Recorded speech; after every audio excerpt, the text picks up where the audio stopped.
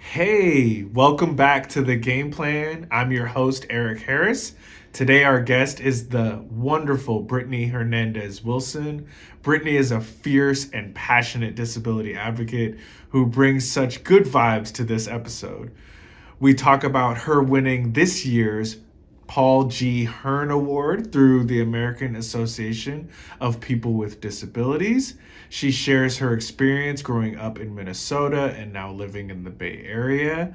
We discuss her advocacy work in both states and the differences she sees between Minnesota and California.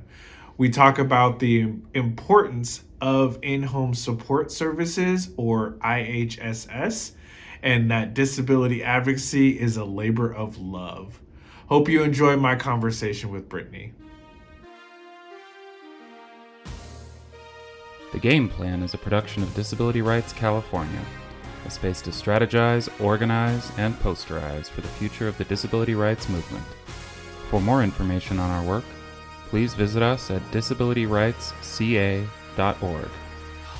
Hello, everyone, and welcome back to another episode of The Game Plan with Disability Rights California. I'm your host, Eric Harris, and today we are joined by an incredible leader, an incredible advocate, Brittanie Hernandez-Wilson, and we're super excited to have you, Brittanie, and look forward to the conversation. Yeah, thank you so much, Eric. It's such a pleasure to be on your show. I appreciate it.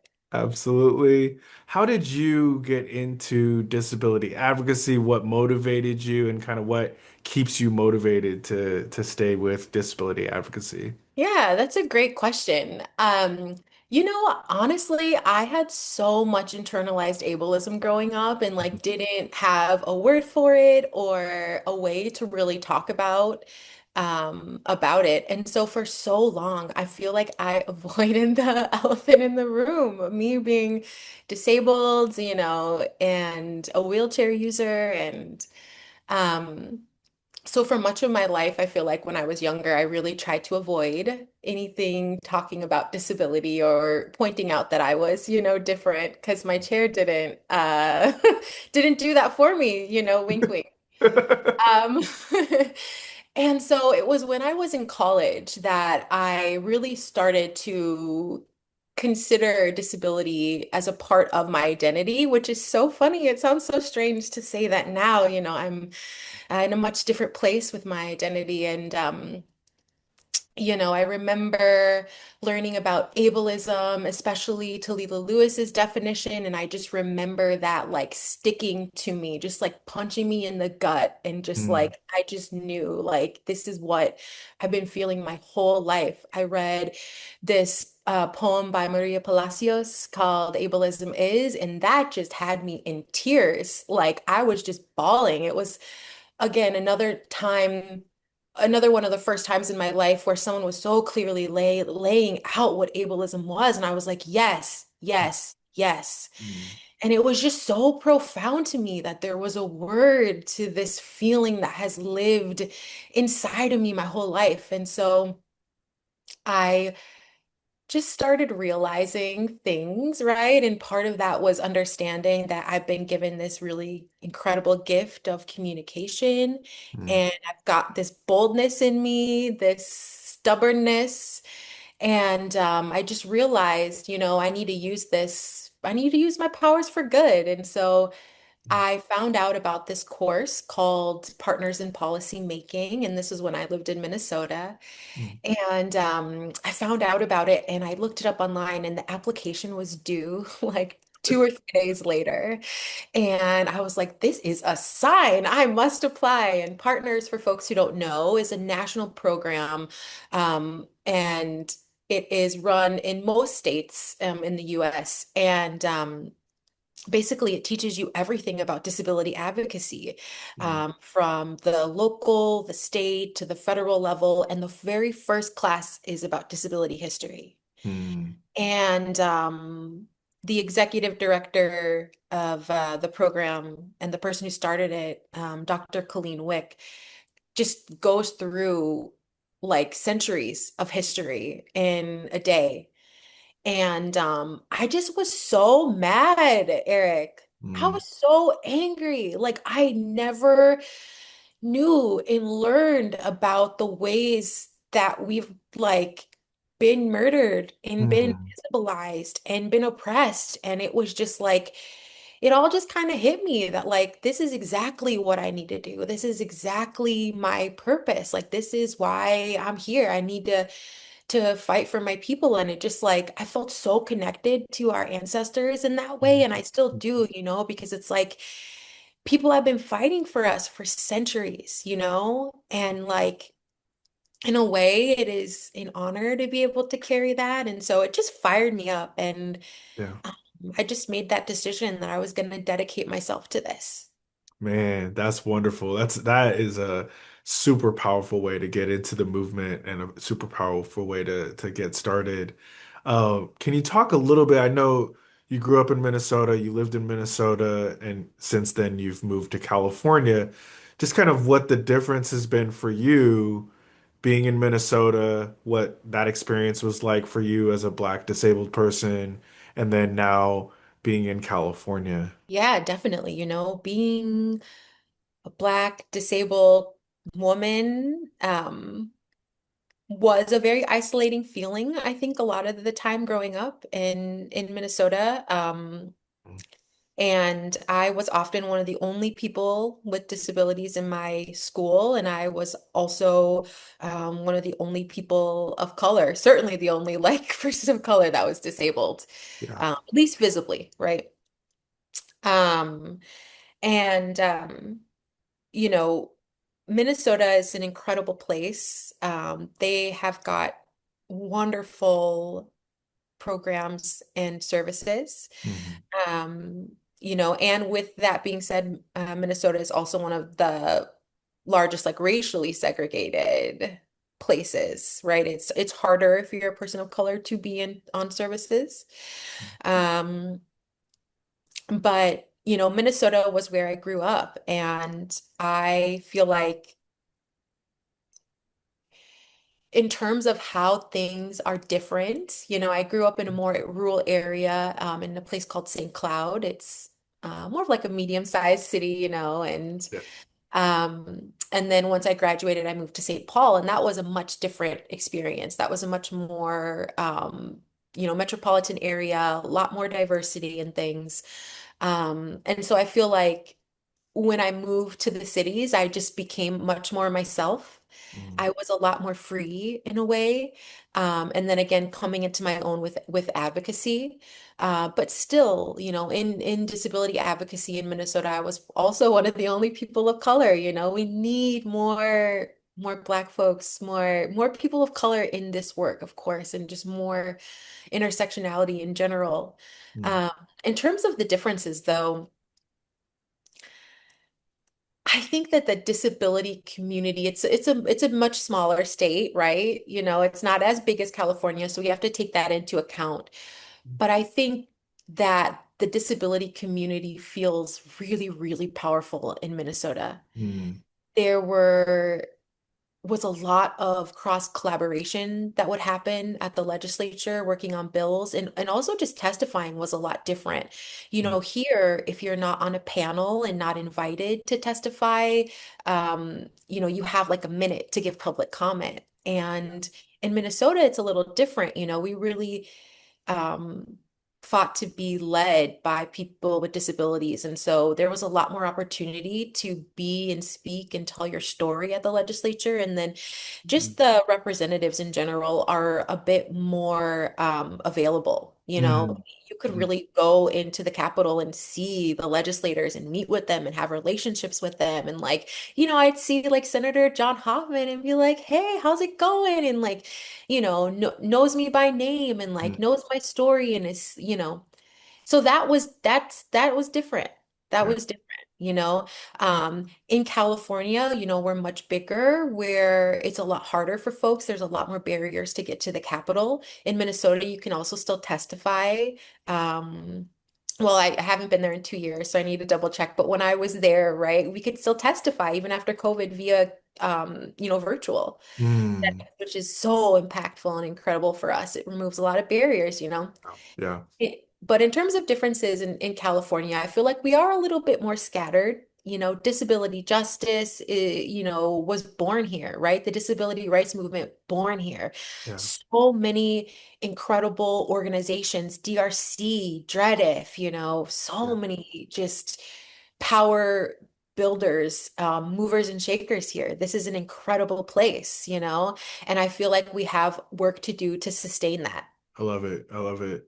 Well, I want to talk just briefly about your day job, hand in hand, and some of the work that you do there.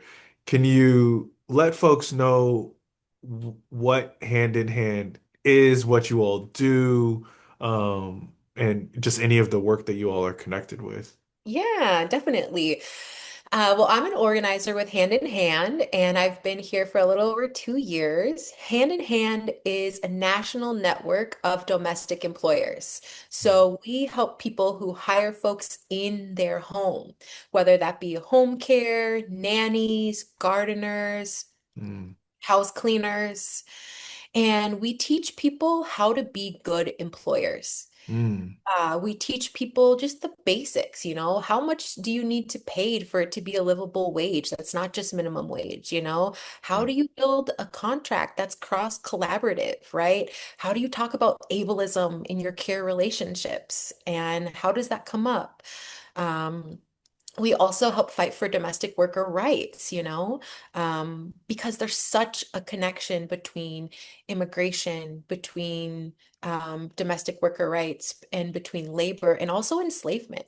Mm, Like domestic workers, that is built off of a legacy of enslavement in this country. mm, And and so it's just really important that there be a place that helps, guide employers on how to be fair and good employers and how to show up for domestic workers.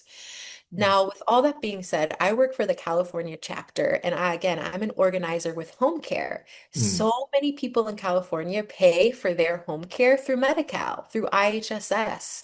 And so the biggest focus that I have right now is to protect Medi-Cal and IHSS. And one of the biggest ways that I do that is through storytelling, is mm, through teaching people about their power, about their rights, and to help them to shape the most impactful parts of their story, to share with legislators, with their friends and family to help move our culture and our policy. I love it. And it seems like, I mean, a big connection, of course, home care, domestic workers, in-home support services, um, just vital when it comes to self-determination, being able to live your life how you want to live, and of course, connected deeply to the disability movement's mantra of nothing about us without us. Can you just talk a little bit about kind of all those connections and why they're so important? Self-determination, nothing about us without us, and being able to live independently. Yeah, I mean, that's such a great question, and it's so fundamental for every human, and especially for people with disabilities. Nothing about us without us is for us is such a rallying cry, it's such a just an integral part of our movement that I think unites us globally, you know? So nothing about us without us is for us. Mhm. What does that mean? I think for me, it means being able to choose and have the say in our life, being able to dream, being able to mess up and Mhm. try again, being in charge of our lives and what we do. And I think it's just so, so critical. And I think it was Ed Roberts who said, like, independence isn't doing everything on your own. Like inter or independence is actually like having the say in how it's done and Mm, being a part of the process. yeah. And, I think that Ed was really talking about interdependence. I think that we're fed such a lie in our culture that we should pull ourselves up by the bootstraps, and it's just not true. Like, Eric, who made your clothes? Who paved the roads that Right. you got to your office like in? Like who's gonna Right. make the food you're gonna eat later? Like, Yeah. and I could ask myself those same questions, you know? Like we are an interdependent species and world, and we rely on each other, and rightly so. We Yeah. are meant to be together, to work together, and ultimately, I think it all boils down to love. Mm, So, like for me, self-determination is about you know, me being able to decide what I want to do and how I want to do it. I'm an adult, and I have dreams and aspirations and hopes, and it's about being supported, It's about being supported in a way that supports the growth of like each of us, And so it's just really integral in that. And we don't ask this of any other community. mm, We mm. don't. We don't ask this of any other community. And the simple fact that disability is not a matter of, it's of if, but a question of when. Every single person will be disabled in their life if they live long enough. And so, in terms of the connections, it's just like this matters to every single human being, as far as I'm concerned. That's right. That's right. Speaking of policies, many elements of in-home support services are at risk this year, in large part because of the passing of HR 1 and the gutting of Medicaid federally. And of course, it has an impact on states throughout the country, including California. Um, can you talk a little bit about just generally why that's so important for disabled people specifically? Um, and if there are pieces of it that you can explain to folks who might not know what in-home support services means or might not know what Medi-Cal means for disabled folks. If there's any of that that you can just shine a light on. Yeah, for sure. I'll start off by saying, Eric, I'm not an expert, but I can do this, I think I can handle this, all right? Um, in-home supportive services, or IHSS, is California's Medicaid-funded home care program, and it helps people who are on this program, like disabled folks, older adults, to get the support that we need to live safely in our homes instead of institutions, right? Mm, And IHSS helps us to get daily living support. So some folks may need help with things like dressing or bathing or eating or using the restroom, preparing meals or cleaning their home, getting to medical appointments, other tasks that everyone needs to really like survive and, participate in life, right? And so a key part of IHSS, going back to that self-determination, is that recipients get to choose and help direct their own services. We get to help hire the folks that we want to work with us. And it's not always, right, family members or friends like we hear in the media, right? Many folks in the community can't rely on their family to help for many reasons, right? And I think the most important thing to know is that IHSS really gives folks that autonomy, that independence that we were talking about. It helps people feel safe, which is a human right. It helps people be connected to their culture and their community, another human right. yeah. But most importantly, it helps have that control over our lives. Anyone can be disabled at any time. Mm, And that's why this is not just an extra benefit for those people. This is something that anyone could need at any time. And I don't care if you don't want to think about it if you're not disabled. This is life. And that's our disabled wisdom. We know this, we carry it in our bones. yeah. So, like the work that you're doing, Eric, and the work that DRC is doing, the work that Hand in Hand is doing, the work that we're doing, it's for everyone. And I just wish people knew that. Like for real. Like for real. I know. I know. Like, I know. And first of all, I would argue that you are an expert. And that people should be listening to you, including the people in the building up the street from me at the state capitol. But that's a whole nother conversation. And second, you're exactly right. Like, it shouldn't require that it's going to impact you or could impact a loved one or a family member, but it could. And like all of these issues that we're talking about are not like up in the stratosphere, like, magic could happen maybe one day. It's like, no, these are things that happen to people every day, all the time, and people should be more aware of them. So I really appreciate your point and connecting it all to this could have a direct impact on anybody at any time who develops and gets a disability. So you come to Sacramento pretty often. It's funny because of course you're in the Bay Area and I'll be in the Capitol, doing one thing or another. We'll have staff for DRC at the Capitol at a hearing and they'll all be like, "Yeah, we saw Hand in Hand here. Like Brittany came here with a carload of people and there's a bunch of great advocates." Can you talk just a little bit about why it's so important to you and some of your colleagues, especially connected and close to the Bay Area, to actually be in person, come to Sacramento, and speak directly about some of these issues? I know it ties directly to so much of what you've talked about so far. Yeah, definitely. And Eric, what a intro to that question. I just like envision like a wheelchair gang like busting out of my van. Like we're ready. Like where's the hearing room? Like I don't know. We got our stories. No.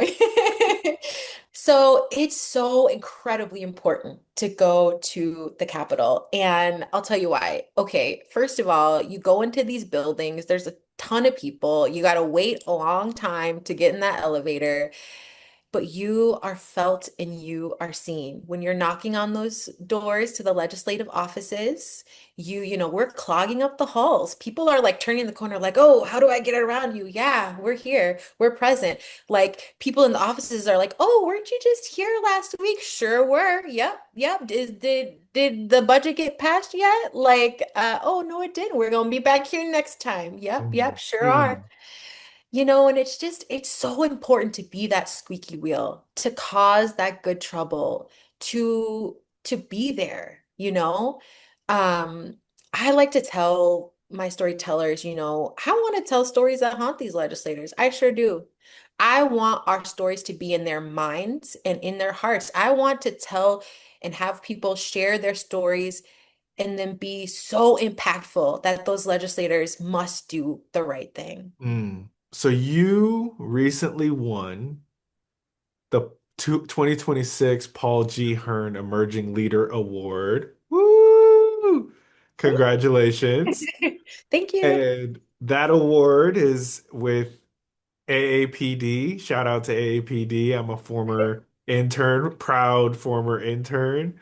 Uh, and that award includes a $25,000 prize to do amazing work, to do an amazing project. Our stories, our care.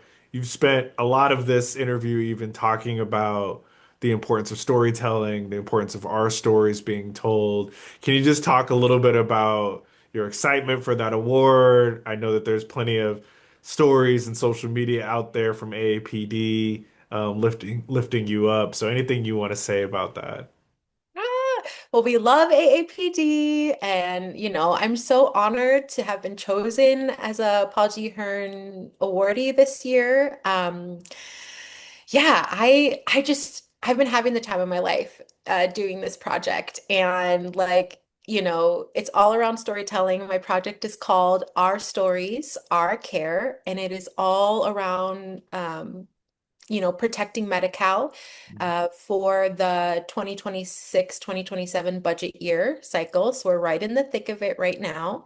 And my project is all around access. I mentioned some of the barriers people experience as of my work as an organizer. I feel it every day, and I just refuse to ever let access be a barrier for me to organize with certain type of person, or for me to not, be involved like with any community, because like when you're like, hey, we need ASL interpreters, or hey, we need this or that, some people are like, ooh, where are we going to get the money? You know? Right. And so my main motivation for applying for this was like, how can we create barrier-free access for people with disabilities to get to the Capitol, whatever they need?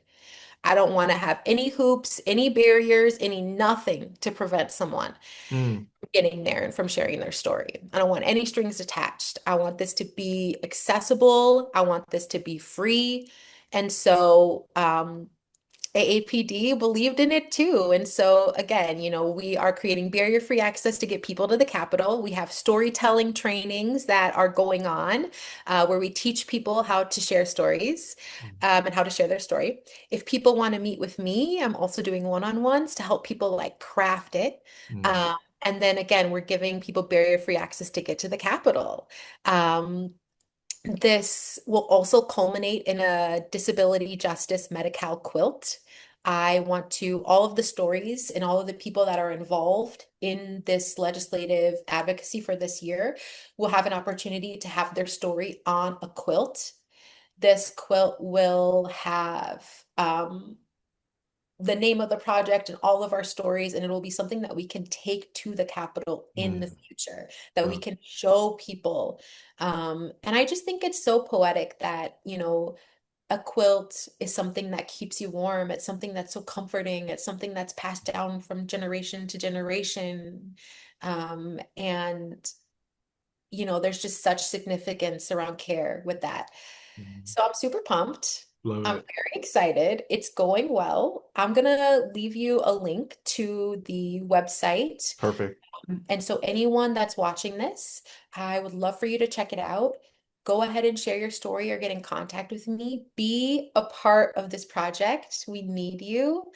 And ultimately, Eric, this all really does for me just come back to love. Alice Wong meant so much and still means so much to so many people. Um, as a shining light in our movement, as a difference maker, a change maker in our movement. Um, any reflections that you have that you'd like to share about your friend and fierce disability advocate, ally, activist, all the things, feel free to share. Yes. I, I had such an honor and privilege to know Alice and to get to be friends with Alice. And I met Alice a year or two before I actually moved to the Bay. And from the very moment that I met Alice, there was just a connection and just a feeling of love Mm, and just support. Alice was one of my biggest supporters in moving here. She was always like, it's going to be your time when you move here. It's mm, your time to do you. And Alice is such an oracle. Alice is still here. I encourage people to talk to Alice, to send love to Alice, to send prayers, to ask Alice questions for guidance. Like that's what Alice wants, mm, And I think like there's such a connection to our ancestors that I don't think we talk about enough. Like I'm thinking about Patty Byrne too, another incredible person that we lost this year. And like they were both just incredible leaders in our community who helped us to build this map, you know, to create this map of liberation. And I think that both Patty and Alice, like so many others that came before them, were just those guiding lights who did not waver on their principles. yeah. No matter what, Alice always said free Palestine, no matter what. Mm, Always stuck up for her morals, for her values, did it in such a kind, respectful way, but never wavered. Like yeah. that's integrity. I want that. We can all learn from that. Yeah. And one of the things that Alice had shared with me is that when she started disability visibility and when she was dreaming of what it could be in the project, that there were people that discouraged her. Mm, And I was like, Alice, what? For real? Like, whoa. Looking at what she's built and what will continue to be her legacy is incredible. And I don't think anyone could imagine it not being here. Because what a force for culture, yeah. you know? And that just always stuck with me. And it wasn't until later in life, until her 40s, that she started to really just say, F it. I'm gonna be me. I'm Mm, gonna be me. mm, And Alice was hilarious and so freaking funny and just like had me cackling, like just cackling. mm, Loved to talk shit. mm, mm, And just like so fierce. yeah. And like how iconic too that like Alice Alice's last words are don't let the bastards grind you down. Like, can I have that tattooed on my body? Like, I'm gonna say that to myself. I say Mm, that to myself in like some of my deepest, points of being down or despair or just feeling, I say that to myself and I know I'll say that to myself in the future too. yeah. It's like written in my heart. Um, and I think, the last thing that I want to say too is that we don't have to be the Alice Wongs and the Patty Burns to make an incredible difference. Mm, We don't have to be known like that to change people's hearts, to change people's minds, to live our best lives. It's okay. I think we live in a culture that chases fame a lot and chases recognition, and it is incredible to be recognized and it feels good. And we need our flowers, of course, right. but we don't need all of that to make change, you Mm, know? And I think that folks like Alice and Patty understood that, and wanted to uplift those voices that didn't get to be seen as much. mm, And the last thing I want to just say is like Alice and Patty are love, right? And we can embody disability justice in our actions every day, in our work every day, in our beings every day, and what we do. We can embody it. yeah. We can embody that fierceness that Alice showed us, that integrity that Alice showed us, that courage, that beauty, that light. Like everybody has that in them. And so I just want to say that I think the biggest way that we can honor our ancestors, the people that help put us on the map and help show us that path to liberation, we can honor them by embodying their spirit and by embodying their teachings in us and by Mm, encouraging others to do the same. And I think that's the best way that that I honor them every day and that I feel and stay connected to.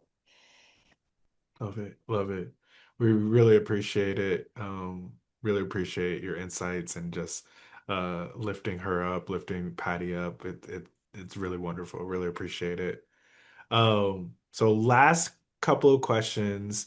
Um, do you have any media, so show, TV show, book, music, song, album, anything, piece of art, like anything that you're just like, you know what, right now this really hits hard for me or brings me joy or it's something that people should check out. Anything that you want to lift up. Yes, I'm getting excited over here. I'm like, what's pumping me up? Okay, well, I'm a YouTuber and I need to vlog. I've always wanted to be a vlogger, so I watch a lot of YouTube. Okay. But what I really want to lift up is like the album of the year in my heart, which is Olivia Dean's The Art of Loving. Olivia Dean's whole album is so, so good. My karaoke song is I make it so easy to fall in love. Oh, that song is so good, Eric. I And love it. her whole album, Mm, incredible. Just mm, love it. Front to back. Cannot get over it.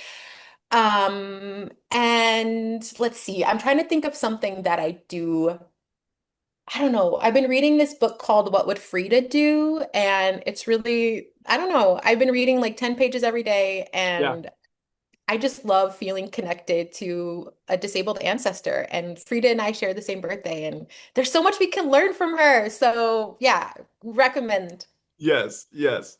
I love it. I think everybody would enjoy both the album and the book because that is fantastic and really needed, especially in these times where it's like it's a struggle sometimes for a lot of folks. And I think, having access to great music and great books, just wonderful recommendations. Really appreciate it.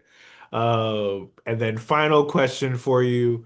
What is your game plan for 2026? I know you're obviously working currently on a major project, but any other kind of big picture goals for the year that you have, Brittany? When you said game plan, I don't know if I mentioned this before, Eric, but I am a power soccer player. So when you said game plan, I was like, Nationals, baby. That's a good one for me. That's a good one. My game plan. So I'm a part of the Borp Shockers in the Bay. Hey team, hey Borp, boop boop. And we're going to nationals in June. At the end of June, it's in Indiana. So my game plan is to kick some booty, to not get any fouls or yellow cards, but to score. I'm a winger, and wingers got to score. So that is definitely in the game plan for 2026. Fantastic. In terms of work, keep collecting my stories. I just want to build this project to be as powerful as it can, something that can continue to grow into the future. I want to just continue learning, like there's so much for me to learn as an organizer, as a human being, and I just want to continue to be challenged, show up with love for real. Like Mm. it might sound corny, but that is a serious goal of mine. Um, and I don't know, have some good food along the way, catch some good trails. Like I need to feel the wind in my hair, okay? If anybody has some good trails, like please let me know. I'm living in the Bay Area. Um, but yeah, I just want to try my best, do my best, work hard, play hard, and of course, make sure that the legislator, assembly members, and folks know that we are here and we ain't going anywhere and they ain't cutting our stuff. Okay? That's right. That's right. I Okay. love it. I love it. Well, shout out to Bort Bay Area Outreach Recreation Program. As a former wheelchair basketball player there, I love to lift them up. So good luck to your team, the Power Soccer team, and so glad that you're lifting up stories for our community. We need all the storytellers we can have and all the fierce leaders and advocates that we can have. So shout out to you and all the work that you're doing. Thank you so much, Eric. And thank you, DRC. Thank you for having me on your show today. And thank you to everybody watching, listening, or however you're taking this in. Sending you so much love, and let's get connected. Yeah, thanks, Brittany. Appreciate you. Thanks, Eric. This has been The Game Plan, a production of Disability Rights California. Please like, subscribe, and comment on the platform of your choice. See you next time.